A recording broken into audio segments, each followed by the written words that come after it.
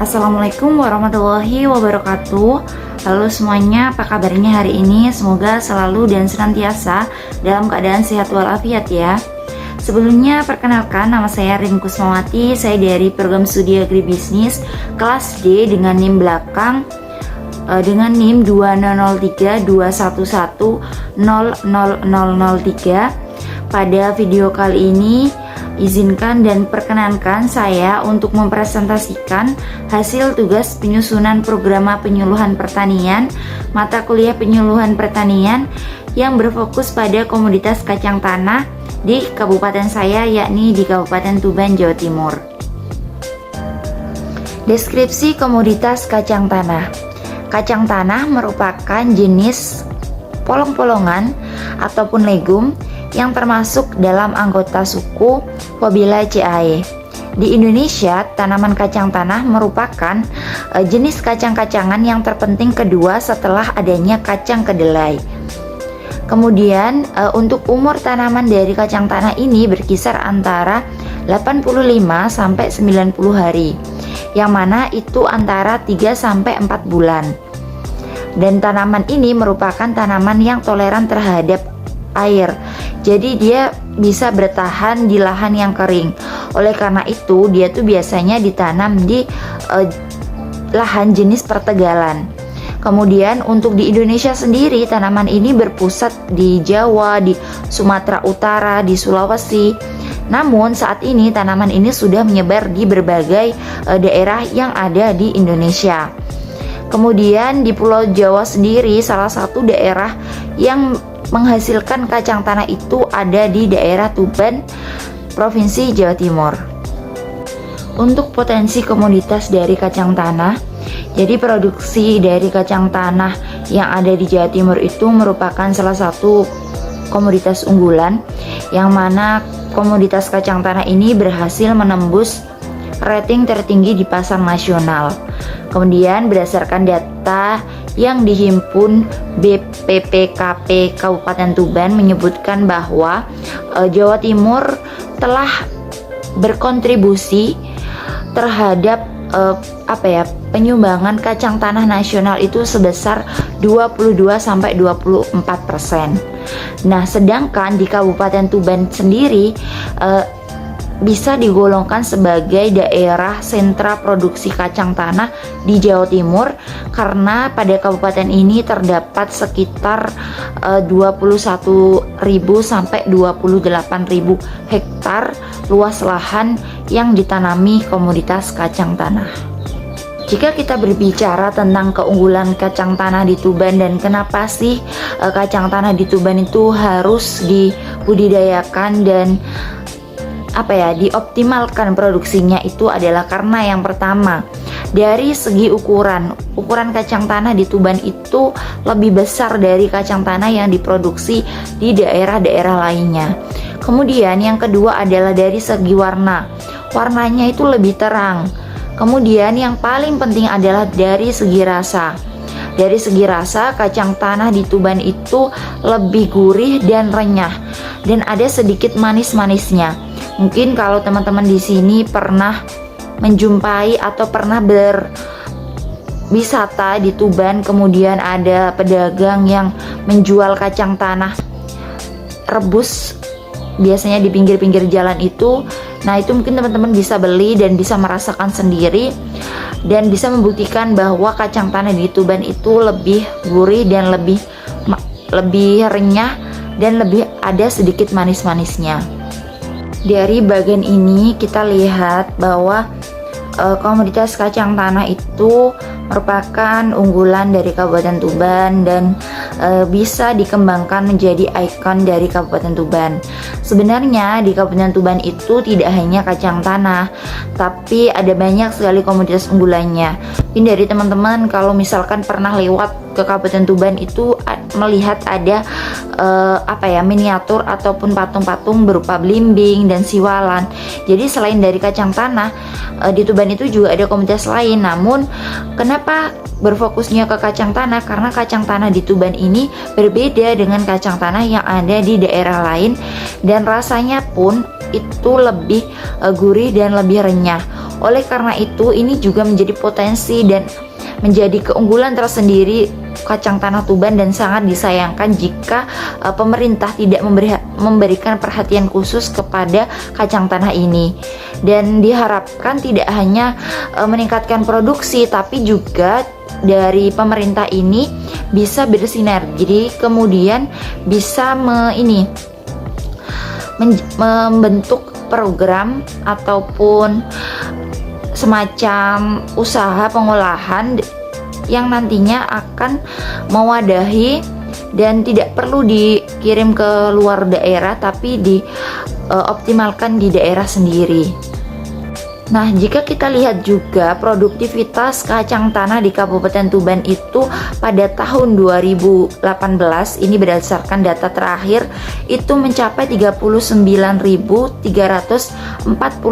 ton, dengan luas lahan pada tahun 2018, tahun yang sama, itu mencapai 22.382 hektar.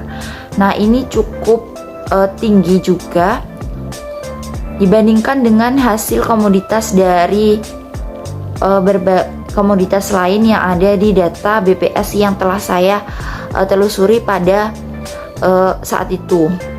Namun yang menjadi kendala dan permasalahan yang ada di proses pembudidayaan dan proses produksi dari kacang tanah itu adalah, yang pertama, penerapan teknologinya tuh belum dilakukan dengan baik, sehingga produktivitas tuh belum optimal.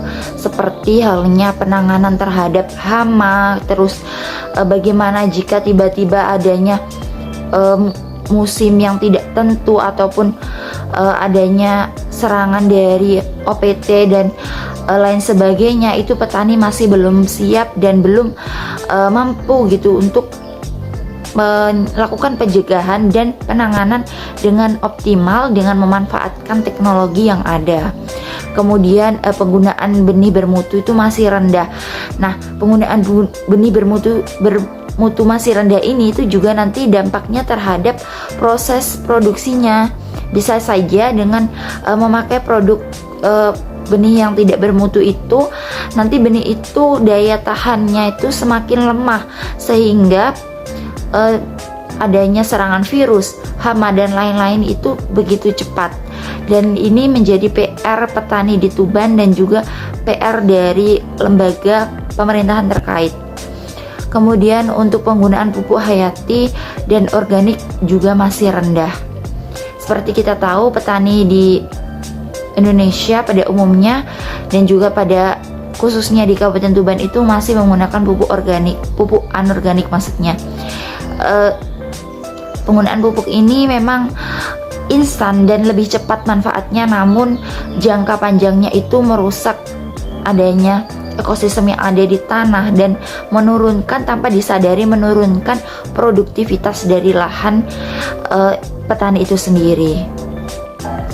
Untuk tujuan penyuluhan pertanian dan tujuan dibuatnya program penyuluhan pertanian kacang tanah yang ada di Kabupaten Tuban ini adalah untuk meningkatkan produktivitas kacang tanah dengan menciptakan kemandirian petani melalui pemanfaatan teknologi terbarukan.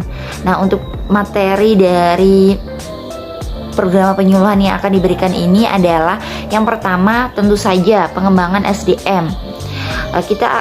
Kita akan membekali petani tentang proses budidaya sampai dengan panen dan pasca panennya.